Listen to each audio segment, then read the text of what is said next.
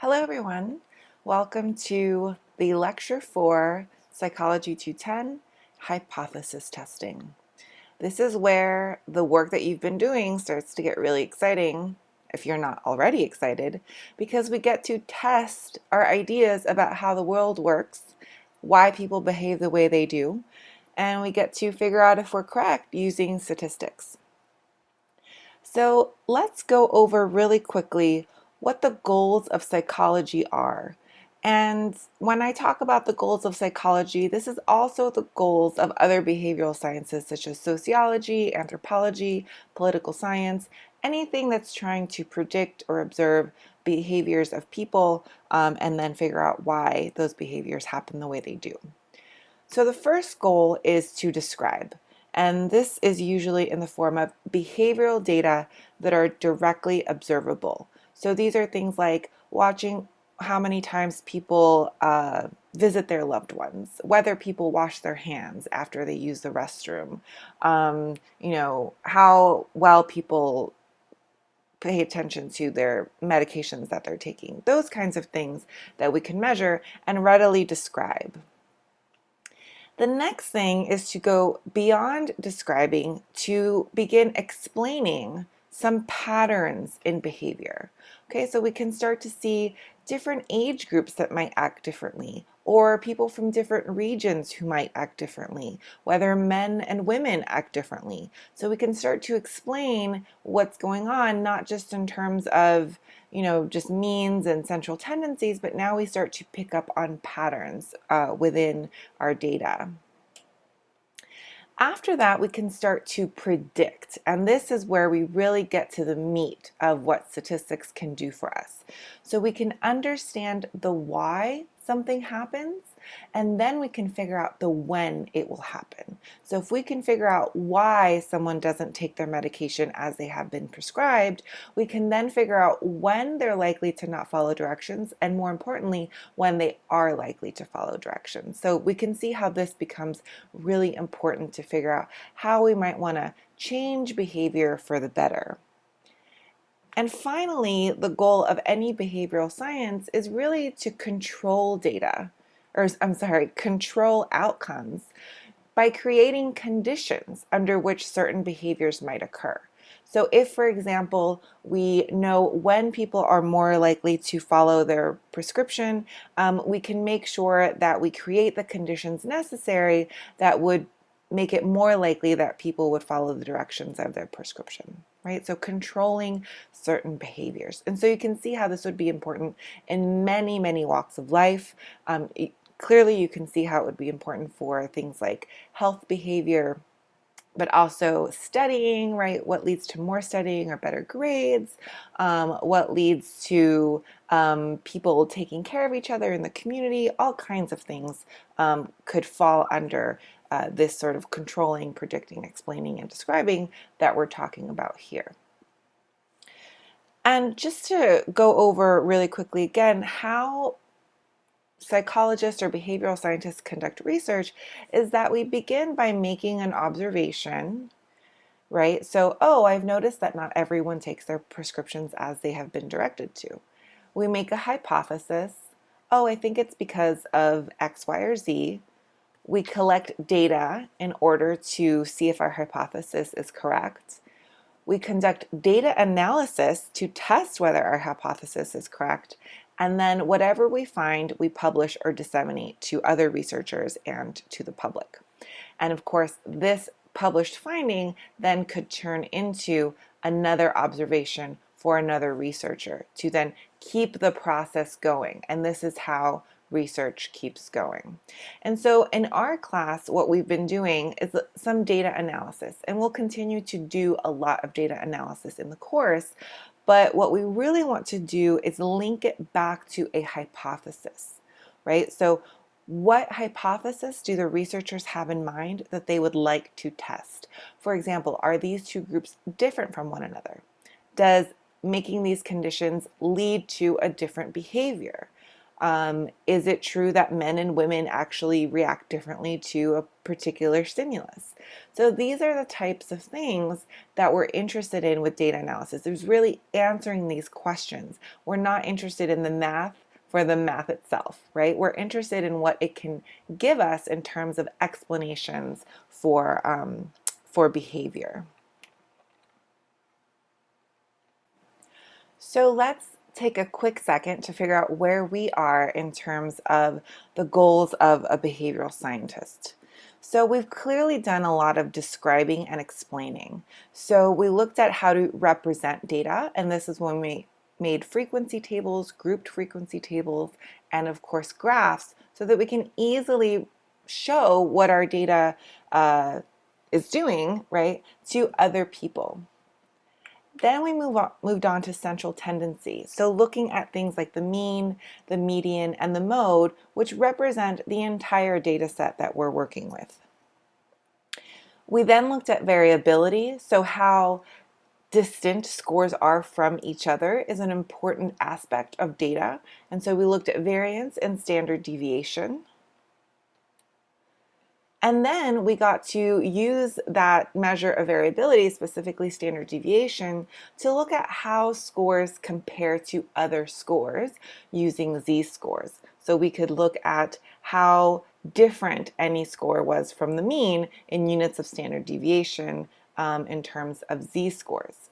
And then finally, we were able to take that idea of z-scores and apply it not just to individual scores, but to actual means that we would get from various samples, right? So we were able to calculate using z-scores in that unit normal table, when is it likely that a mean we get from a sample is extreme? When do we know that it is a very unlikely mean to get?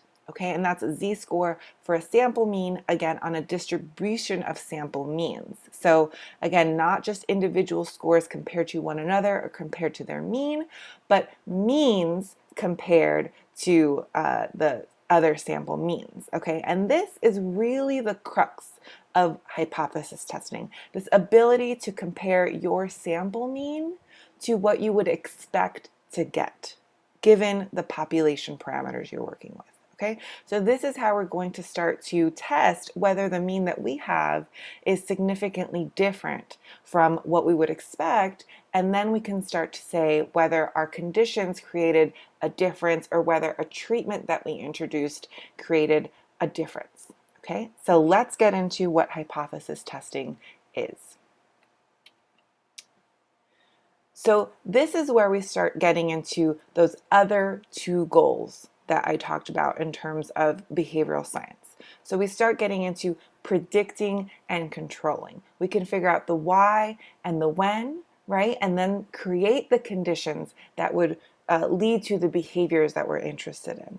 And so the first thing that you start with when you're hypothesis testing is what we call a testable hypothesis. So this is really important. It must be testable, because we're working as scientists and we can't make hypotheses that we simply can't do anything with. And so what this means is that we make a prediction, and within that prediction, we must make clear what outcome would support it.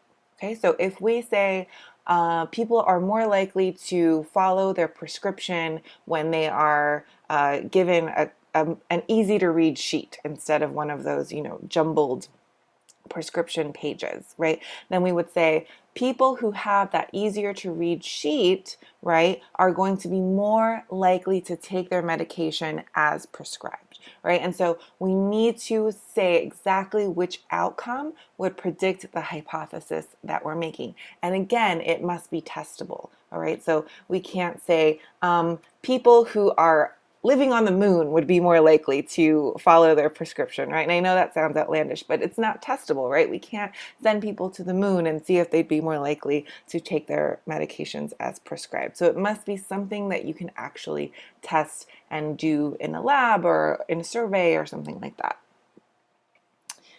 And I want you to keep in mind that the language that we use for hypothesis testing is very specific. So we never prove a hypothesis to be true. Instead, we seek evidence to support it or to confirm a hypothesis. And this is really important because the way that science works is that we're always looking for certain conditions, right, that predict or control a behavior. And so if I say, well, participants are more likely to follow their prescribed medication if they have a clear, easy to read set of directions instead of that jumbled, crazy, medication sheet we all get with our medications, well, someone else may come along and say, well, yes, that works most of the time, but here's a situation where that doesn't work, right? And then I can't say that I proved my hypothesis to be true if someone can come along and show that it doesn't work all the time. There are even more, narrow conditions in which it wouldn't work. So we're always simply supporting the hypothesis that we came up with or confirming, what we call confirming our hypothesis, but never proving. And so most of your psych professors, and definitely your stats professors, will be on the lookout for things like prove, because we as scientists can't prove things to be true. And again, untestable hypotheses need not apply, right? So we can't send people to the moon to see if they'd be more likely to follow their prescription medication directions, and so we can't have that as a hypothesis. And I know it seems a little silly as an example, but we run into these kinds of things all the time where it's like, well, yeah, in theory that might work, but we don't have any way to actually test that theory. So, so for example, if we say, well, if their medications were liquid instead of in a pill form, like, okay, but many medications can't be put into a liquid form. So if that's not possible, then it's not really, a good hypothesis to work with. So make sure that your hypothesis that you come up with is actually testable. And then once you have your hypothesis, you're going to test it. Okay, and this is where our statistical knowledge starts to play a really big role. So we are going to use a statistical method using our sample data to evaluate a hypothesis about a population. So I want you to keep in mind that we're using a sample, right, to come up with information about a population. And if you remember the beginning of the class, we talked about how a sample is supposed to represent a population really well. And this is why. Because when we test a hypothesis, so for example, if I say, oh, I have this hypothesis about when people would be more likely to follow the directions of their prescription medication, I don't want it to just be about, the 50 or 100 people that I happen to get in my sample. I want it to be about everybody who's taking prescription medications, right? And so I want my sample to represent that group as closely as possible, which is why the methods for getting a sample are pretty specific, and there are better ways and worse ways to get a sample. And this is also why we start to come up with some ways to tweak our data a little bit so that it represents our population a little bit better. So if you remember from finding your standard deviation, right, our formulas for finding it for a sample are slightly different than finding it for a population, because we want that standard deviation to be as close as possible to the one for the population, which we normally cannot get, right? And so we really want to make sure that our data represent our larger population of interest as closely as possible. So we'll start running into more of these sort of tweaks as we move on in the class. All right, so when you think of hypothesis testing, I want you to think about it in 4 specific steps, okay? And this will make it easy for you as you go through the process. Always remember there are 4 steps. So the first is that you state a hypothesis, okay? So let's say for us, I hypothesize that people who have an easy to read step-by-step set of directions on how to take their medications will be more likely to stick to that, taking that medication as they should, than people who do not. Okay, so I'm clearly comparing 2 groups of people. People who do have a clear set of directions and people who do not have a clear set of directions. And you'll notice that in my hypothesis, I'm comparing a sort of novel group, right? So a group that doesn't really currently exist, people who have a clear, easy to read set of directions, to a group that already exists, right? Almost everybody who gets a prescription is just sort of handed the bottle and then handed this long, super dense, list of what happens with their medications. And so we're comparing a sort of novel group to an already existing group. So predict an outcome that would support my hypothesis. So I would predict that people who have this easy to clear set of directions will have fewer misses, right? So fewer days missed of taking their medication. So that is exactly what I'm looking for. I'm looking for the number of days that they miss to be less than for the people who have the normal set of directions. Then you obtain a random sample from the population. So I might go to the nearest pharmacy and just ask people, would you like to be a part of this study? You're simply going to get an extra set of directions, and then we follow how well you take your medication. Easy peasy, right? And then we compare our sample data with our prediction. This is really important. We're comparing the data that we get, right, with the prediction that we made in step 2. All right, so is it true that people in this new novel condition were more likely to stick with their directions, right, and have fewer missed days of taking their medication? Okay, and so of course, when you compare your sample data with the prediction that you made, you have 2 possible outcomes, right? The first is that it matches.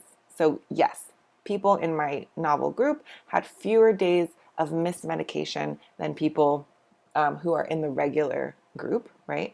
And then, of course, there's the possibility that it doesn't match, right? And then we say our hypothesis is not supported. And so you have to be ready for this as a researcher. There are times when you have this great hypothesis, it's, built on other people's research, it's built on what you know about this sample or population, and for whatever reason, your hypothesis just is not supported. And to be honest, this is almost as interesting as when it is supported, because you as a researcher have to say, well, that's really interesting, I wonder why it didn't work, right? And again, you have a chance to figure out why people are behaving the way they are. So for example, we could always have people miss more days with these easy to read directions, right? And that is a possibility. And so we might go in and say, okay, well, they missed more days. Maybe we should figure out why that happened, right? And then we can start to, really figure out something about that particular behavior. So these are the 4 steps of hypothesis testing that I want you to always keep in mind as you think about hypothesis testing. Okay, so just to reiterate a couple of things that I just said, remember that the population is the group of interest, right? We don't just want to know about the 100 people that we happen to find at our local pharmacy who are willing to take part in our study. We really want a sample that represents the population. And so, you can think back to chapter 1 about how we do that. But, we have methods. And for those of you who will be taking or who have taken psychological methods courses, you know about, or you will know about those methods. And so your treated sample, right? So this is the sample that has a slightly different condition than your regular group. Represents the hypothetical population if everyone received the treatment. So let's say that I magically had the ability to reach out to every single person who has a medication. You can imagine that this number is huge, right? But let's just say in a magical world, I was able to contact every single one of them, and every single one of them received this quote unquote treatment of getting these clear, easy to read step-by-step directions. And then I measured how many days they missed their medication, right? I'm saying that my sample is going to represent if I had been able to do that, right? Which is, again, why our sample needs to be very representative of our population. I'm going to claim that the statistics I find, right, are comparable to what I would have found if I had been able to access the entire population. And this is what makes hypothesis testing very powerful, right? I don't need to test everyone in the population. I just need to test a sample from that population. So as we begin our hypothesis testing, what we're going to do is compare it to the parameters that we already have. And so I believe that many medical societies and associations are very concerned about the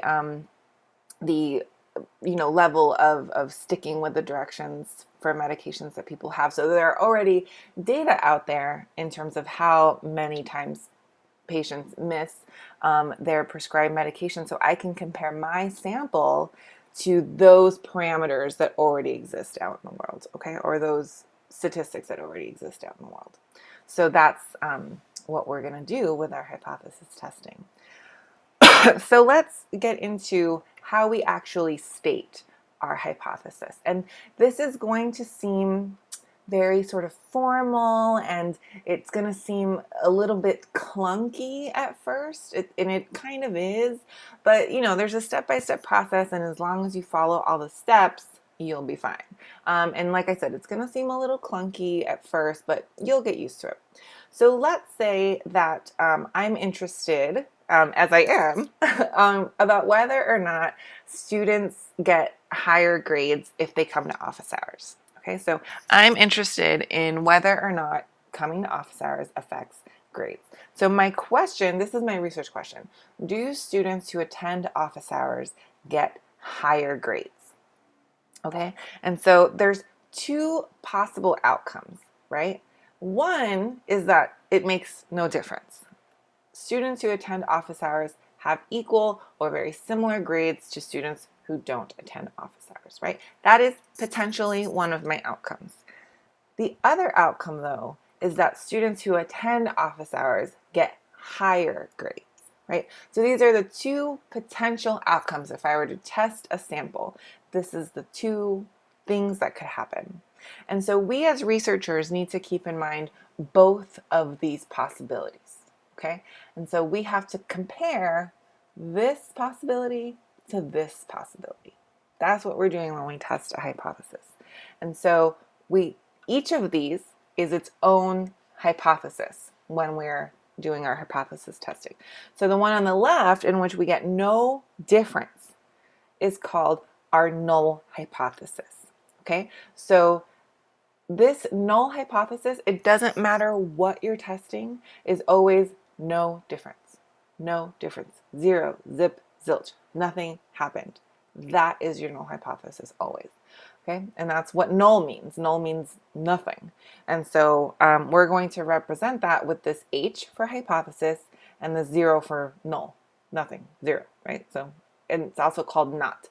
So it's H not is our statistical notation for a null hypothesis. Okay, and every research question must have a null hypothesis. This is where it starts to get a little clunky, but I'll walk you through. Our other hypothesis is what we call our alternative hypothesis.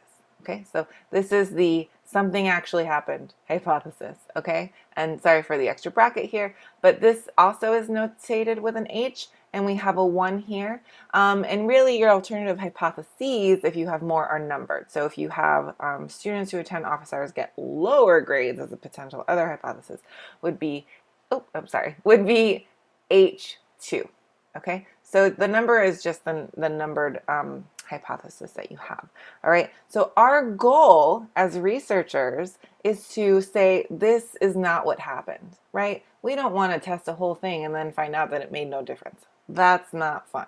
And so instead, what we want is we want support for the alternative hypothesis. So what we want is to reject this bad boy, right? Say, no, the null hypothesis was wrong, right? Not supported. But what we did support was this alternative hypothesis. Okay, so that is what we want. We want to reject our null, find support for our alternative. Now, when we talk about hypothesis testing, all we need to do is say, this was our research question, this was our null hypothesis, this was our alternative hypothesis. And then when we actually test using the data that we collect, all we say is whether we rejected the null or not. That's all we need to know, because if we rejected the null, then we know that we found support for our alternative hypothesis. So if we say both things, it's just a little repetitive. So all we really care about is what happened to this null hypothesis over here. Okay, so keep that in mind, because there's some specific language that you're going to have to use. Now, in the sad world that you did not find support for your hypothesis, right? And this can happen, like I say, it happens to the best of us. Then we have to say that we fail to reject I know, this is where it gets clunky.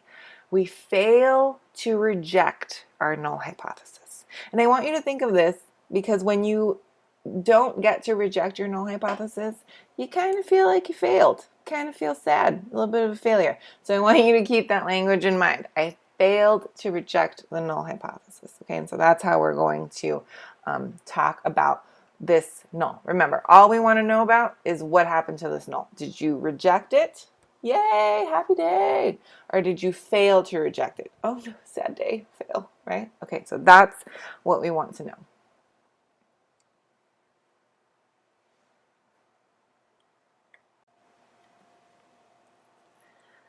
All right, so once we figured out whether or not we are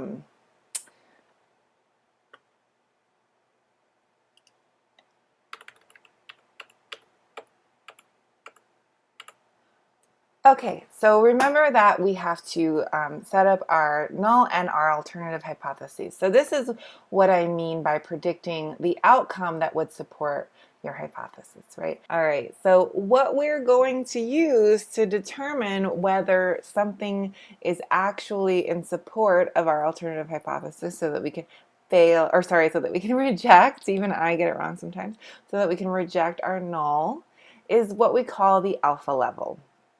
And the alpha level is going to, rest on that normal curve that we have been working with for a long, long time. So you should already feel comfortable with the normal curve. We've used it for z-scores. We've used it for our sample mean distributions. It's our unit normal table. So you should feel very comfortable with this normal curve by now. And as many of you know, this is my favorite curve, right? And this is one of the reasons why, because it allows us to test our hypotheses. So let's say that we are testing our hypothesis about whether or not office hours affects grades, okay? And so this normal curve is going to represent the grades of all NSC students. And so, as you know, this is our mean, right in the center. And that means that most NSC students are clustered around the mean of the GPA, we'll say. And so as you get further out, right, to the really, really high GPAs, we get fewer students over there, as well as with the really, really low GPAs, right? We get fewer students out on these tail ends. And so that's what we're going to take advantage of, is this very few set of students who are out here on the extremes. And so we're going to use these sort of markers as what constitutes a higher grade, right? So we're going to say, okay, if coming to office hours really does raise your grades, then we would expect students who come to office hours to have grades closer to this tail end, right? So closer out here than clustered around the middle. And so we're going to define this outside tail. We're going to define a very specific region of that tail as what would constitute a quote-unquote higher grade. Okay, so this alpha level is also known as the level of significance. So this tells us whether any differences that we might get between our novel group, remember the group that we're providing a treatment for, and the regular population. Okay, so is that difference significant? That's what we want to know. And so significance usually is in terms of statistics. So is it a statistically significant difference? And so what this means is really a probability. So the probability value that's used to define the concept of very unlikely in a hypothesis test. Okay, so let me walk you through this. So we've already done probability values, right? So this is using our normal table, our normal curve, and we get that unit normal table. So remember that those extreme scores on the right or the left, especially when we're talking about means, right? They're just really it's really unlikely that you would randomly select a sample and get a mean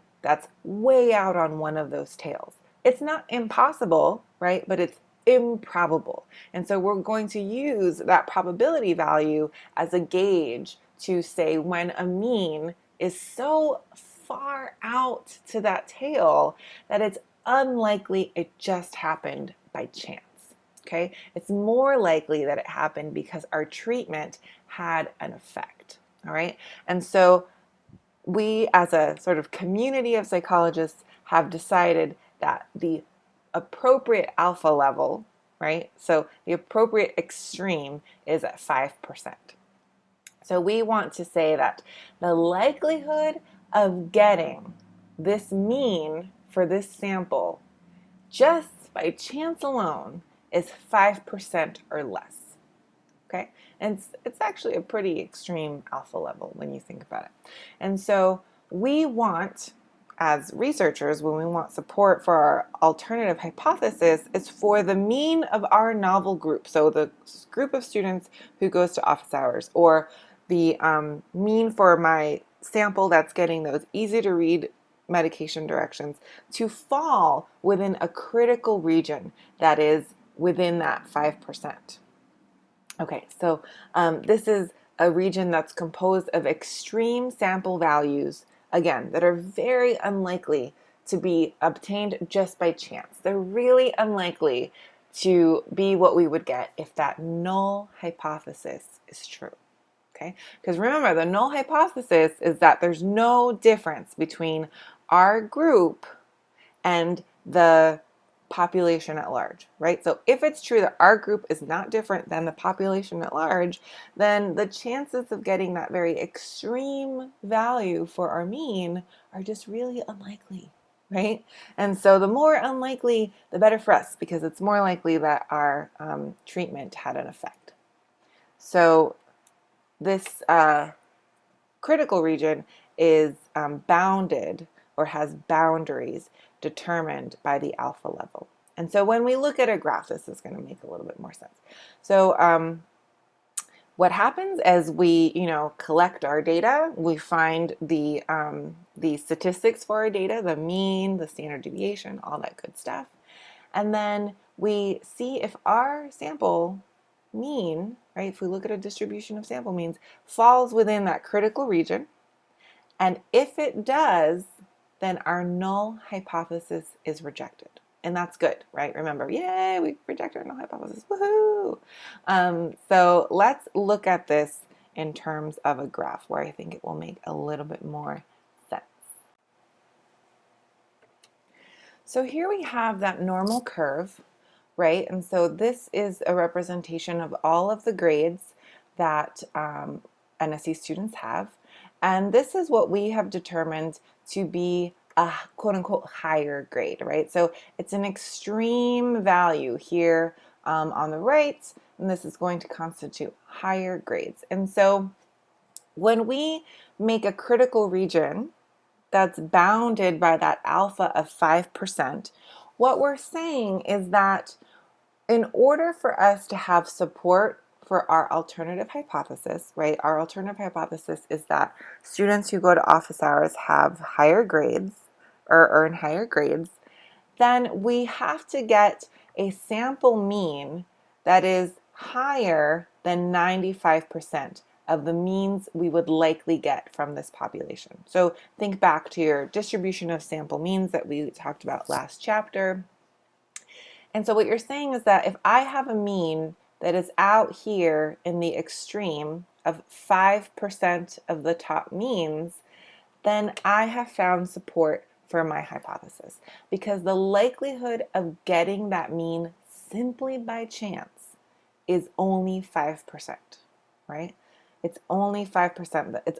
If I just went out and grabbed, 50 students from, the LAS common area and asked them for their GPA and found the mean, the likelihood of it falling out here is just really low, right? And so if I say, well, I'm going to grab 50 students who go to office hours, right, and see what their GPA is, and they fall out here, then it's probably because they go to office hours, right? And so that's what this line here is the boundary of my critical region.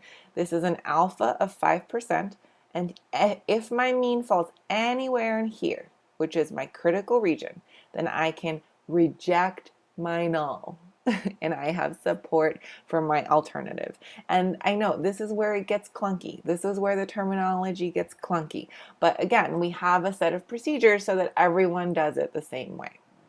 Okay, so this is all great, right? We have a critical region. We know exactly where our mean would have to fall in order for us to have support for our alternative. It's really unlikely that we would just get it by chance. But really unlikely is not the same as impossible, right? It's not impossible that we would get these by chance. And so we always try and avoid errors when we are conducting a hypothesis test because we're dealing with people, and people are complicated and complex. And so nothing is going to be exact with behavioral science. And so we just try and reduce our likelihood of committing an error as much as we can. So we have two types of error that are problematic when doing hypothesis testing. And the type 1 error, which I'll define in just a second, is the more problematic of the two.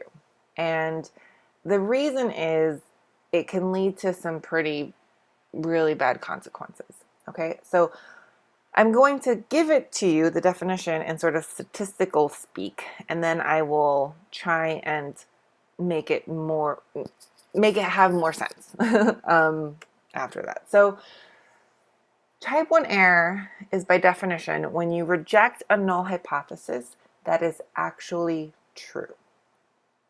So when we reject a null hypothesis, it means that we're saying the hypothesis that there's no difference is being rejected. So this is where you got to wrap your mind around stuff, right? So no difference, we're saying that's not true, so we're saying there is a difference, okay? And so in sort of more regular talk, we are saying that there's an effect where there actually is none. Okay? So if I say going to office hours is, the magic potion, it raises everybody's grades, and then I go out and say that to everyone, and then everyone starts going to office hours, when it doesn't really work, it's wasting a lot of people's time, right? It's having people do a lot of stuff that is not actually helping them. If I tell people, this easy to read set of directions helps everyone stick to their medication directions, and it doesn't work. It's a lot of time and effort and work that people are doing for no good reason. And, in psychology specifically, we also do a lot of medication studies, right? So does a new medication affect depression or schizophrenia or whatever it may be? And we don't want to say that a medication works when it doesn't, right? This can be really problematic. So type 1 error is finding an effect when there isn't one. And so in order to lessen this error as much as possible, just the possibility of making the error, we work with our alpha level. Okay, so remember the alpha level that we as a community have determined is a good level is 5%. And so it's at that level because we think that that's sort of enough risk, right? So the chances of us making a type 1 error are 5% in that case. Now, if you have a more consequential study, so let's say that you are testing a new treatment for autism, right? And you really want to make sure it works before you start, telling people to use it or that it works, you might set your alpha level a little bit lower, right? So you might say, I'm only going to say that I can reject my null at 1%. My alpha level is going to be 1%, right? You as a researcher can determine your chances of getting a type 1 error simply by setting your alpha level, okay? And so that's why we make it low, because we don't want to make a type 1 error. Okay, the other error is sort of the flip side, right? So type 2 error is when we fail to reject the null hypothesis when it's actually false. Whew, what What? Okay.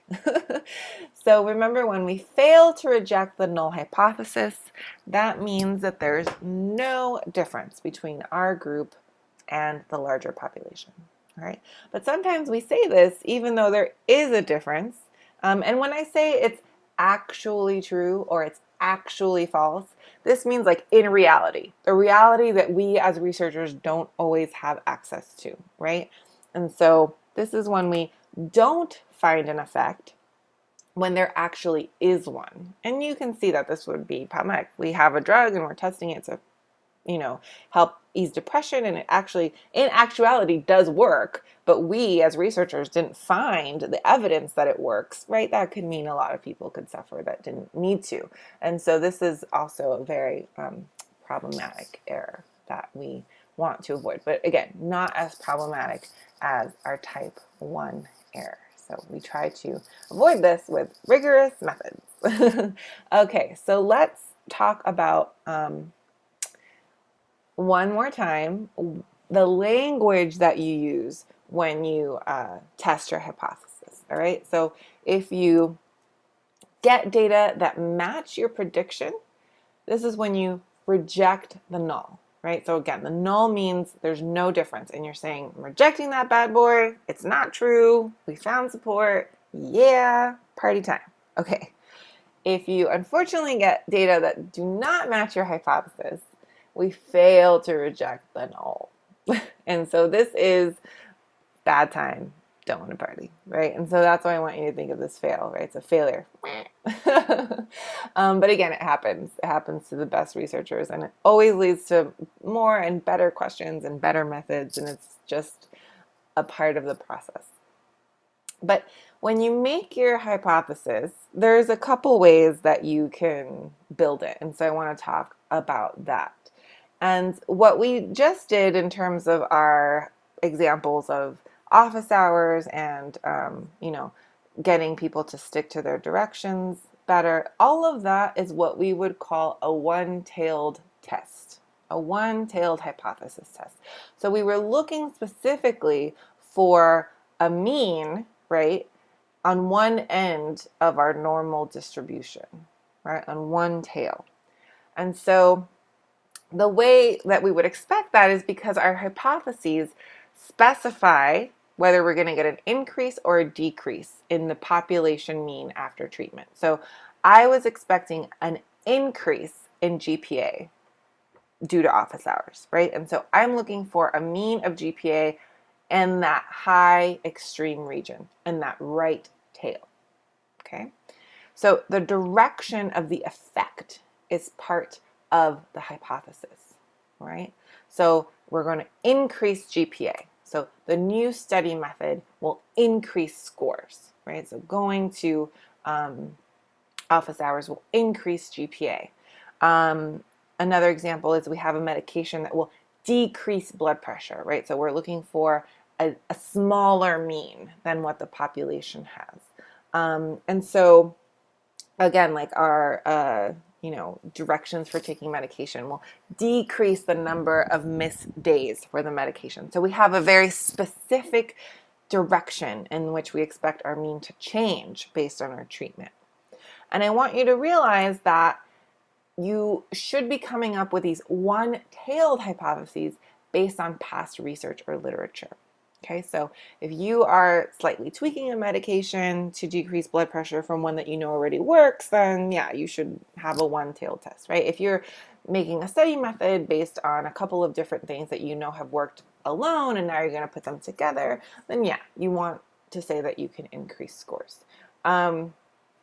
Usually when we have completely untested treatments, so you just happen upon a berry in the Amazon jungle and you're like, this might help health, right? No idea why it would help or why it would hurt. You want those to remain two-tailed. And this means that your hypothesis includes a possibility of an increase or a decrease. All right, so you could say, well, I think this is going to affect grades or health or, medication taking, but I don't know if it's going to go up or down. I just think it's going to change it.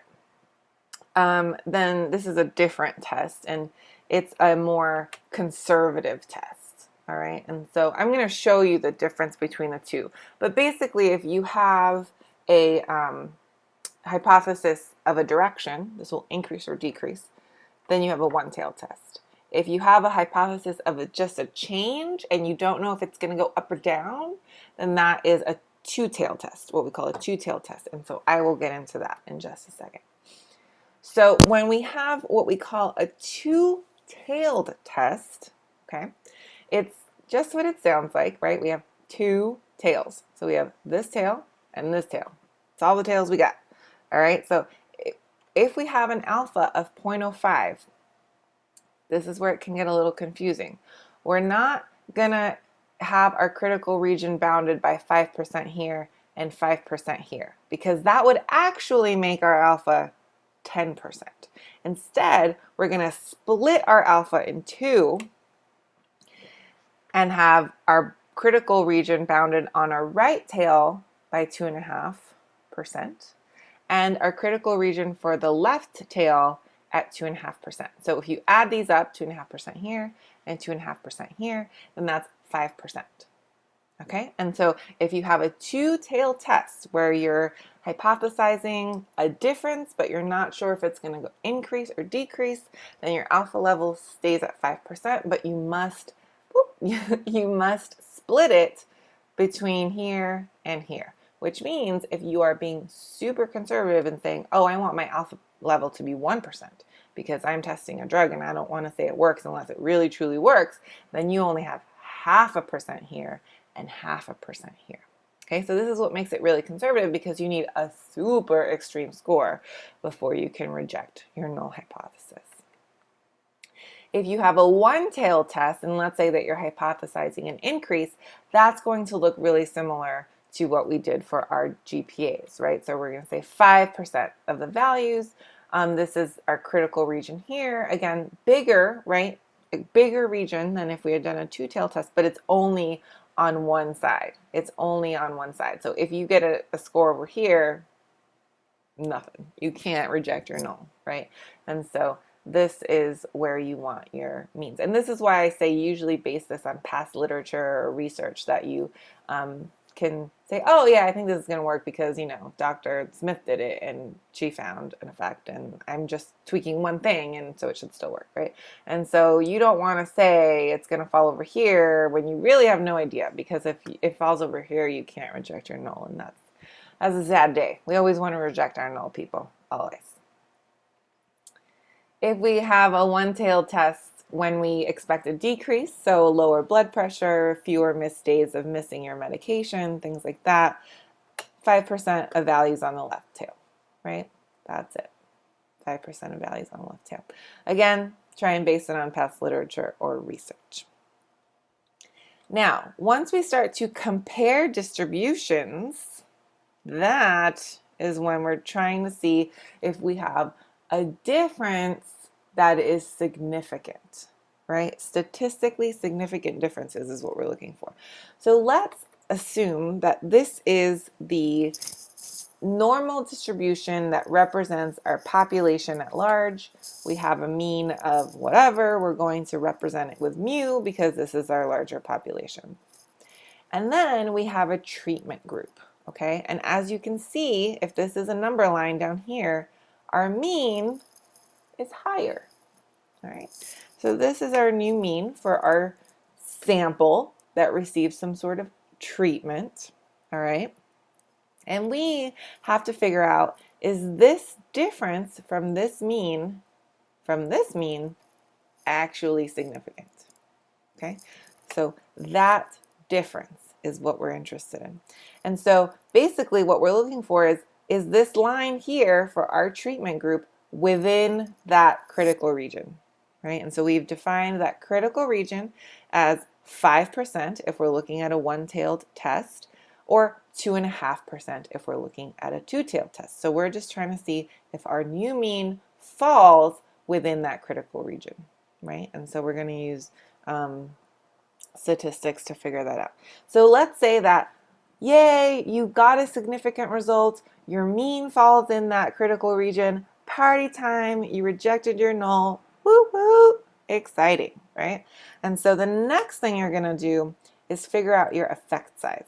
Okay, so you report not only the mean of your population and the mean of your treatment group, but also how far are those means in some sort of standardized unit. Okay, and so all it is a measurement of the absolute magnitude, the size, if you will, of a treatment effect.